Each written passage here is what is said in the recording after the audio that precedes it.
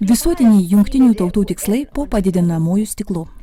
2015 m. rugsėjo 25 d. Jungtinės tautos paskelbė 17 programos tikslų darbotvarkė 2030, kuriuos jie ketina įgyvendinti per ateinančius 15 metų. Jei ankstesnė veiksmų programa 21 amžiaus darbotvarkė apsiribojo daugiausia ekologiją, dabartinė programa užima beveik visas gyvenimo sritis. Nors joje visomis vaivorykštės spalvomis piešiama gerovė, taika ir teisingumas sveikoje planetoje, panagrinėjus atidžiau, 2030 metų darbotvarkė yra ne kas kita, kaip naujosios pasaulio tvarkos įvedimas, siekiant pavergti žmones.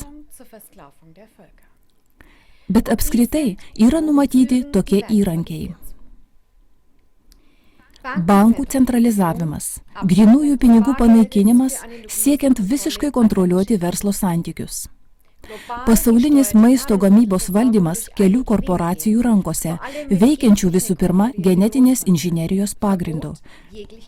Bet kokio savarankiško apsirūpinimo uždraudimas, nacionalinės infrastruktūros bei išteklių, ypač žemės ir vandens, kontrolės panaikinimas privatizacijos būdu pagal Tarptautinio valiutos fondo diktatą, kaip dabar yra Graikijoje.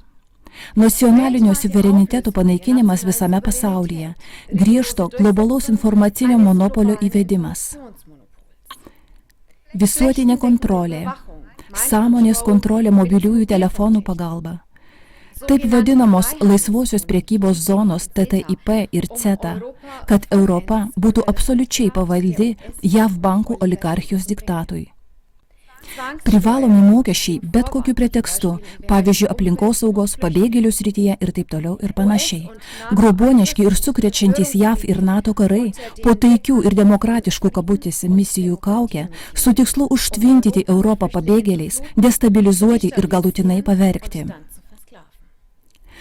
Vokiečių rašytojo ir žurnalisto Liudviko Berno citata tiksliai apibūdina tai, kas vyksta.